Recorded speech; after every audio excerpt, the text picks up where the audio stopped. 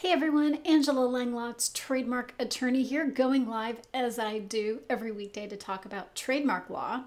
Today, I would like to talk about what types of things can serve as a trademark. I get a lot of questions and a lot of confused people wondering, well, what exactly can serve as a trademark? Oh, and as an aside, if you like this video, please share it because other people might find it useful too. So, anything can serve as a trademark as long as it distinguishes your goods and services from other people's goods and services. So it has to be distinctive of the source. All good trademarks are distinctive.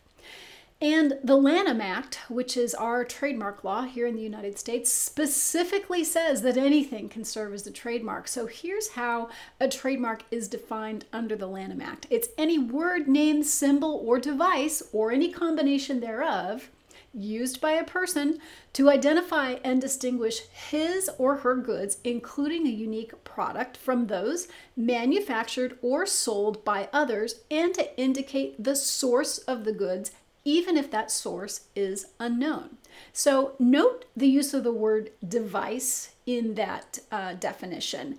Here, a device means an object that's invented for a particular purpose, right? So that leaves open the door for things like color and sight and sound to also serve as trademarks. And in fact, those things can serve as trademarks, and I'll talk about that in a second.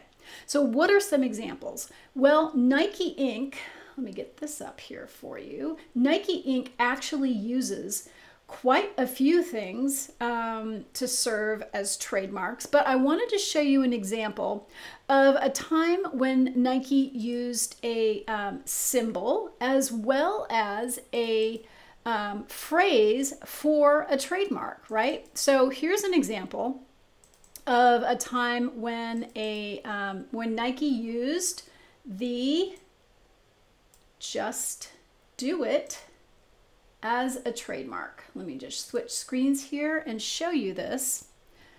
So I'm going to share my screen. Okay, so here we are. You can see here that Nike is using "Just Do It." I'm going to crop that to fill. Just Do It. So they have two things here that they're using as trademarks. They have the "Just Do It" phrase, and then they also have the swoosh. So not only can words and phrases and symbols serve as trademarks, but those things also can be used together on the same goods or services to serve as trademarks, right? So you're not limited to just using one thing as a trademark. You can absolutely use more than one thing as a trademark at a time, and that is perfectly acceptable. Now I'm trying to get you back to me. Here I am. Okay. So what are some other examples? Big Green Egg, and I covered this in an earlier video. Big Green Egg has adopted the trademark color green for its barbecues, right? So no one else can make a green barbecue. Anyone else is free to make a blue barbecue or an orange barbecue or a yellow barbecue, but if you want to use green on barbecues, you're out of luck, because Big Green Egg actually owns a registered trademark for use on barbecues.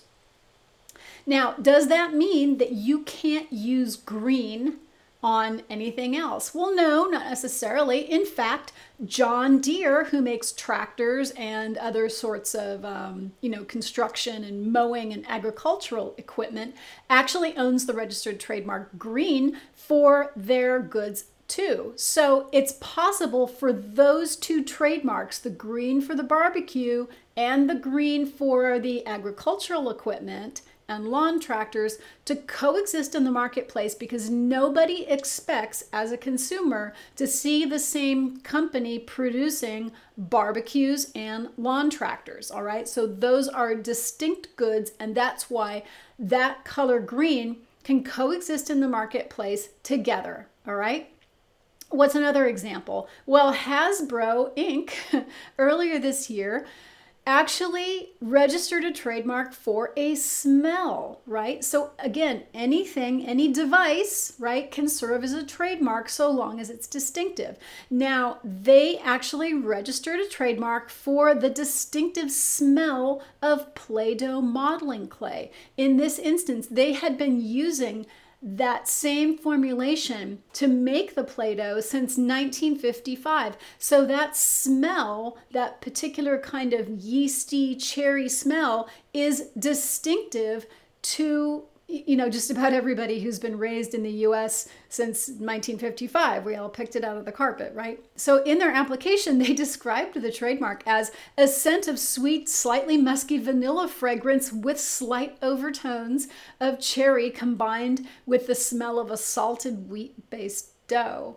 Now, I don't have any Play-Doh running around the house, but I bet it smells exactly like that, and y'all who have kids can go take a whiff of the can and see if that's accurate or not. Now, sounds can also be a trademark.